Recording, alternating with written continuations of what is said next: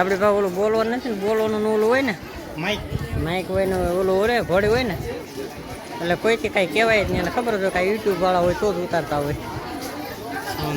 અને આમાં ઉતારીએ ને તો કોઈકને એમ લાગે કે આ શું ઉતાર કરતા હશે.